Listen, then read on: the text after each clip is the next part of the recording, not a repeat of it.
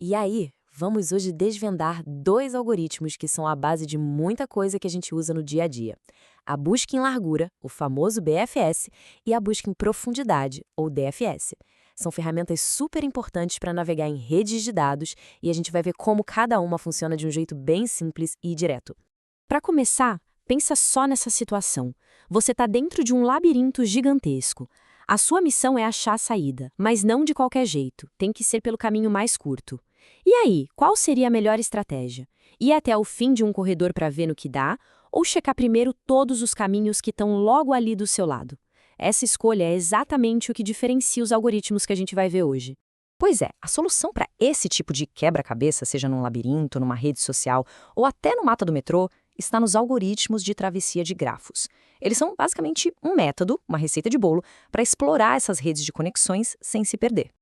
Então, bora mergulhar nisso. O nosso plano é o seguinte. Primeiro, a gente vai entender o que é essa tal rede que estamos explorando. Depois, vamos conhecer a estratégia do BFS, que eu gosto de chamar de explorador cauteloso. Na sequência, vem o DFS, o nosso explorador aventureiro. Aí a gente coloca os dois lado a lado para comparar e, para fechar, vamos descobrir como escolher a ferramenta certa para cada tipo de problema. Ok, vamos começar do comecinho. Antes de sair atravessando qualquer coisa, a gente precisa entender o mapa, né? Ou seja, a estrutura que a gente está percorrendo. E essa estrutura se chama grafo. Pensa num grafo como um mapa de pontos, que a gente chama de vértices, ligados por linhas, que são as arestas. Sabe o Waze ou o Google Maps? Eles usam grafos para calcular as melhores rotas. Redes sociais como o Instagram usam grafos para conectar pessoas.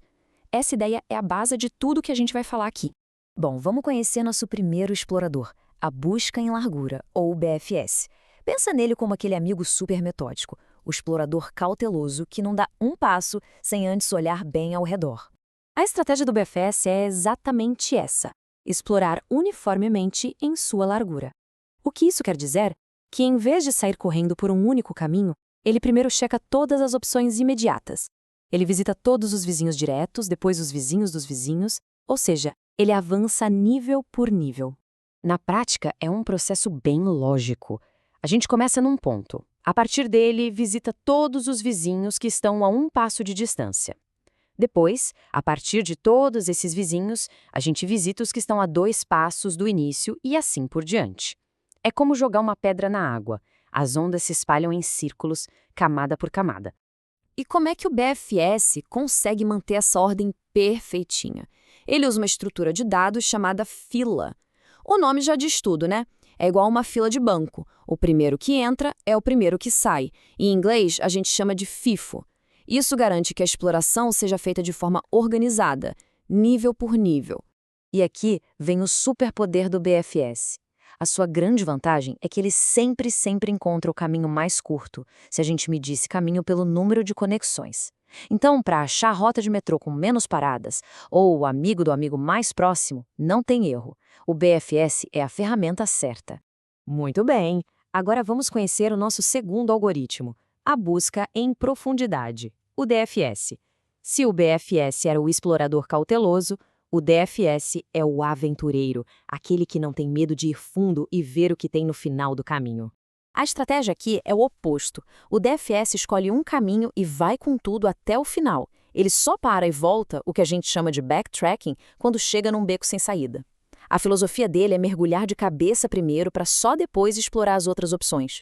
O jeito que o DFS funciona lembra muito como a gente resolveria um labirinto na vida real, né? A gente escolhe um corredor e vai andando. Se deu numa parede, a gente volta até a última encruzilhada e tenta o outro lado. A gente repete isso até achar saída ou explorar todo. A ferramenta por trás dessa mágica de ir e voltar é a pilha. O princípio dela é o LIFO. O último a entrar é o primeiro a sair. Imagina uma pilha de pratos. Você sempre tira o que está no topo. O DFS faz isso. Cada vez que ele avança, ele empilha a localização. Para voltar, é só desempilhar e ele estará exatamente no ponto onde precisava tomar uma nova decisão. É por isso que a gente costuma implementar o DFS com recursão. E qual é o superpoder do DFS? Ele é perfeito para problemas em que a gente só quer saber se existe um caminho entre 2 pontos. Não precisa ser o mais curto. Ele é ótimo para resolver quebra-cabeças como labirintos ou até um jogo de sudoku, onde você precisa testar uma sequência de decisões até achar uma que funcione. Certo. Agora que a gente já conhece bem os nossos dois exploradores, o cauteloso e o aventureiro, chegou a hora de colocar os dois frente a frente. Vamos entender de vez o que cada um faz de melhor. Essa tabela aqui resume tudo perfeitamente. A estratégia. O BFS vai nível por nível, enquanto o DFS vai até o fim de um caminho. A estrutura de dados, fila contra pilha. A diferença matadora, BFS garante o caminho mais curto, DFS não. E olha que interessante, em teoria o tempo de execução dos dois é o mesmo. E essa imagem aqui ajuda a gente a visualizar. O BFS faz uma busca larga e rasa, como se estivesse abrindo um leque, conhecendo toda a vizinhança antes de ir mais longe.